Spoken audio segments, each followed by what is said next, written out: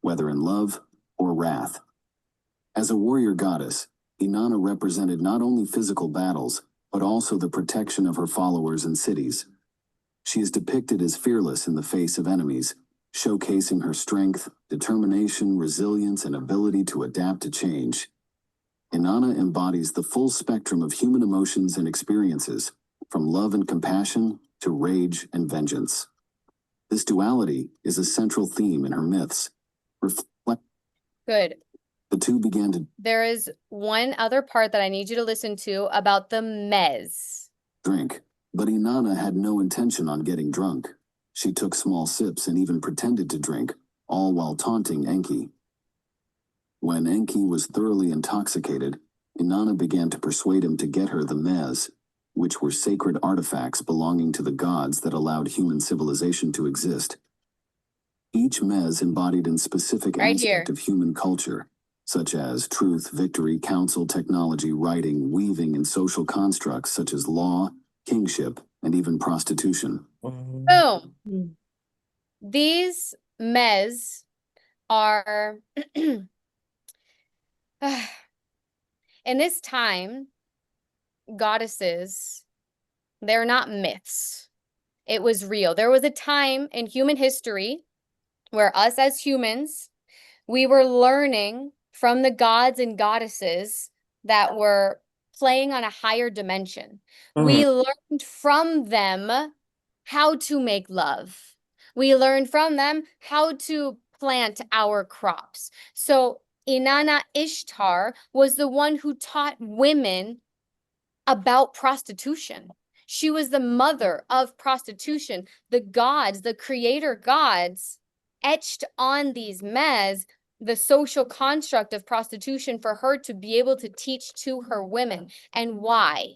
The real question here is, why was Ishtar trying to teach her women about prostitution? For two things: for protection and for prosperity. To survive in a world that was built for the man and built with disadvantages for women. When she realized, wow, my sexual power can actually win the world, I need to equip my human women with this knowledge and skills to be able to survive and prosper in this world. And she did it, yes, tapping into her dark feminine side, but to be able to protect, because she loved more than anything all of her humans. And so we received this gift of prostitution from Ishtar, Inanna. She's called by both names. Yes, I will put right now the link for this video in the chat box so that you can watch it for yourself. I'm going to stop the share here real quick. Put that in the chat box if you'd like to can look it up. And so I want you to imagine the goddess came down, she gifted humanity with prostitution. And now what we need to figure out is how it has gone from Ishtar to OnlyFans. And there is a little bit of a timeline that I want to show you real quick.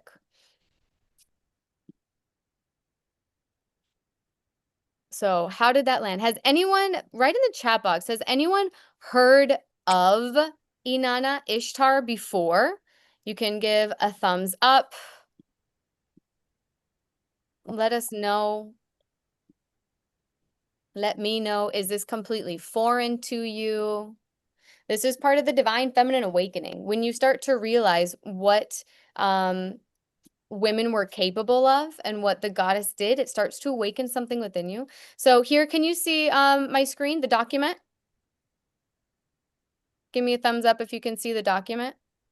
Yeah, cool. So I'm not going to go through it all, but I just want to give you a brief idea. So the evolution of sex industry. So we're starting in Mesopotamia. That is where goddess Ishtar taught about sacred prostitution. And this was a practice that she taught to her priestesses there in Mesopotamia. It then spread over to Egypt, India, Raj, and Greece. And so this is where our first exotic dancers come from. Entertainers, temple dancers, in India and Greece. And then the classical era over into Rome and the rise of Christianity. So this is where everything kind of went haywire with the Pope turning Mary Magdalene's story, instead of talking about her as a goddess, they charged her as the repentant whore. And so they sold to women the idea that prostitution was nasty, sinful, and bad. And from there, it just continued to be stigmatized, shamed, and shunned. We go into the medieval area. It was tolerated, but heavily regulated. There were brothels. Um, Prostitution was seen as a necessary evil to protect good women from male lust. So again, that there's that theme of it being used as a way to protect ourselves. We go into the Renaissance era and enlightenment, where the riches of the world were starting to rise, and we see the courtesans. That's where what Addison and I would label ourselves as legal courtesans. So this idea of very educated, elegant, and influential women.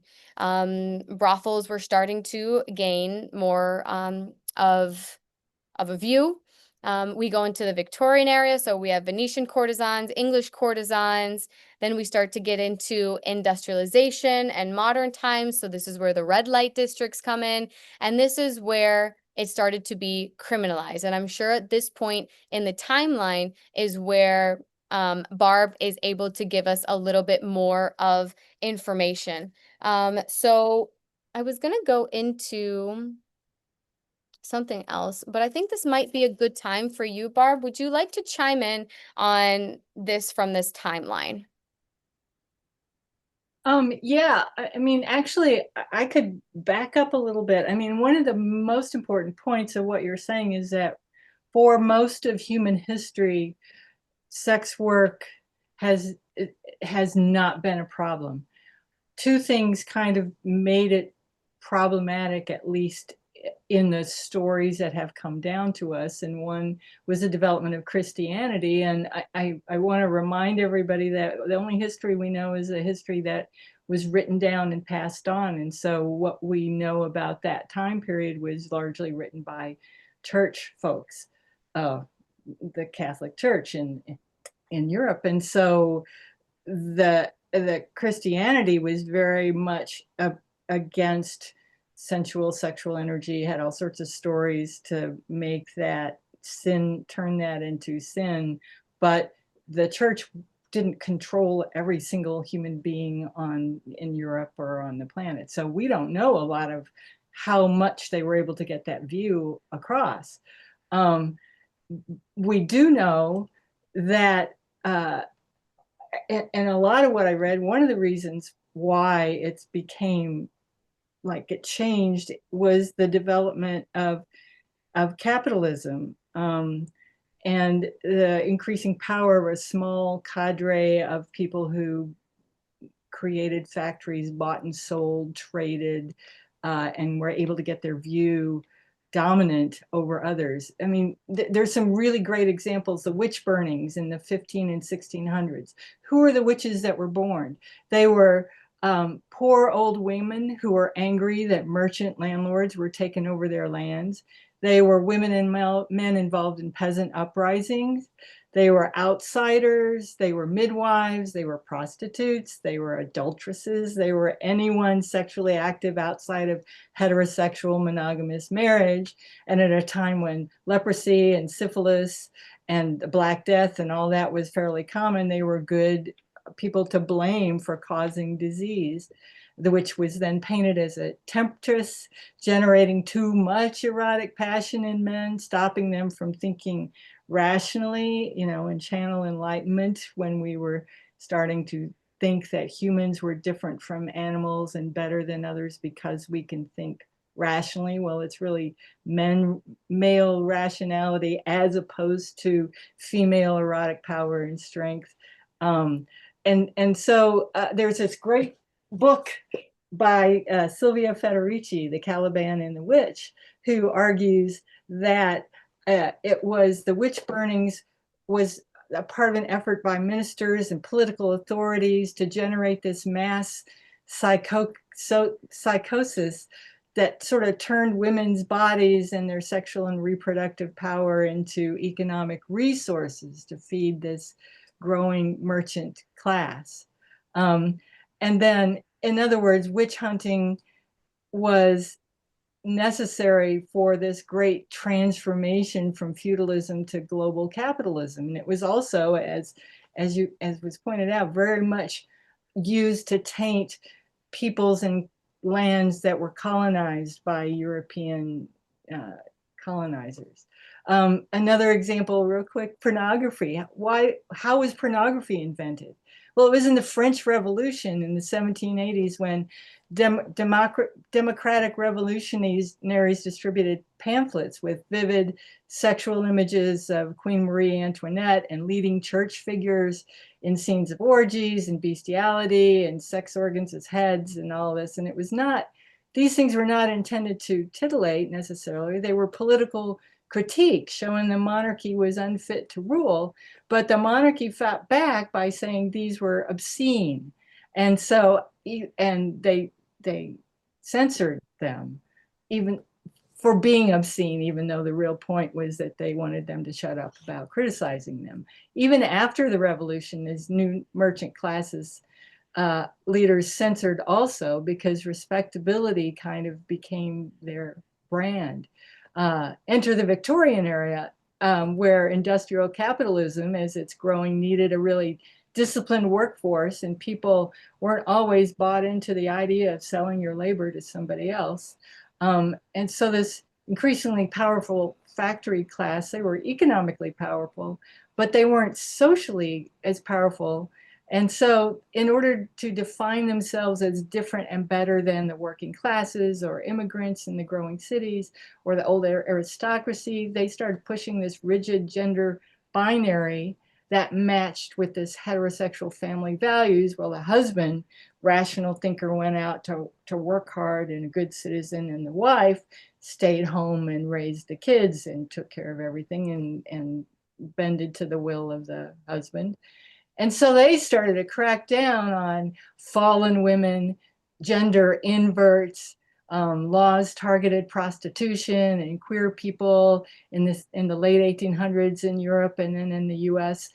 In the 1870s in Europe, there started to be, as newspapers grew, sensationalized stories about white slavery, and racial component to this very strong, that young women were supposedly being kidnapped into prostitution, and it stoked this fear of immigrants, started to shut down all the legal brothels that were operating, made people fearful of urban vice and, not surprisingly, women's independence.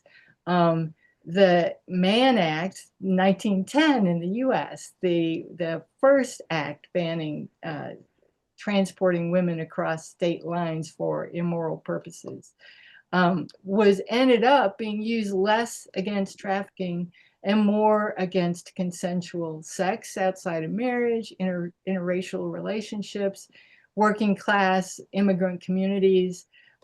This and the Comstock laws, which you may have heard from, were used against suspected socialists like Emma Goldman and later on even Charlie Chaplin, Chuck Berry, Frank Lloyd Wright, anybody that they see, especially racialized folks that were going against dominant government institutions. One of the most interesting things that I found was this thing called the American Plan by the War Department in 1917 to 1920 during World War II in the US, that was supposed to protect soldiers from sexually transmitted diseases. They ended up with 30,000 women, not just sex workers, but 30,000 women across the US just in that short time period were arrested near military camps, which were everywhere, for suspected venereal disease. You can imagine how they may have decided what suspected venereal disease would be. Some people were detained for years, some were sterilized, injected with mercury. And this was at a time when women were getting the right to vote, more women were working and increasingly economically separate from men. When gay and lesbian communities started to be able to form because they could live outside a patriarchal family. So it was really all about disciplining sexuality in the cause of work, work as defined a particular way in capitalism. And then fast forward, to today, and a near perfect repeat of this, Sesta Fosta and the whole battle against sex trafficking today, where they're trying to purge people out of payment services and platforms as suspected of sex work. Trying to fight trafficking, but really cutting off people's ability to work independently. So it's like across history, policing prostitution hasn't been so much about sex, but it's about drawing lines around what is appropriate work, who is respectable, who's dangerous, whose bodies and what kind of labor matters. And the sex works today debates are part of that kind of same struggle. I want to say one more thing, though, about the way history is made. There's been more and more great books about the history of prostitution, and you've been drawing on some of them in your outline. That was just brilliant.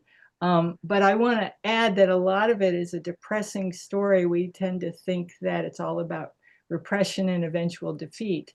But where do we get that data? Who's writing the history? We read the laws, we go to archives and we read reports and memos written by the people who ended up winning, people in charge. Archives are kept by power brokers who save their stories. You all can write your stories and need to write your stories and make sure they're saved and recorded so a different kind of history can be remembered. And I want to do a plug that UNLV has started this Sexual Economy Archive, and we're starting to collect the writings and papers of feminist pornographers and sex workers. The focus is on the Western US and Nevada history, but I want to tell all of you to preserve your papers and send them, and so they live beyond each of you. And I'll stop there. Thank you, thank you, thank you for all of that information. I really look forward to sitting down with you and really like comparing timelines and like filling in the gaps so that we can really get a full picture of everything. And I like what you said, that yes, there is some kind of focus of like understanding the repression side of it, but there is also a renaissance happening, a remembering of our divine right to be sex workers. Like the goddess, that she gifted this to us as women. She said, here, this is your right to charge for some kind of exchange to open up your body to a man. Like, you don't have to. And if you want to, there's a way that you can do it so that you can benefit and you can protect your family and you can bring in prosperity. However, in the United States, it's illegal.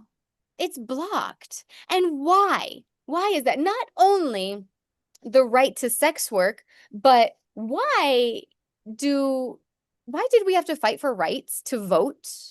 Why do we have to fight for rights for marriage, for divorce? Have you guys actually stopped for a moment to wonder why women have had to fight for rights in general to begin with? Like, why do we not have the same rights as men? Why are rights even being talked about? How are we not all just autonomous human beings with the ability to do what we want? How did politics get in bed with us?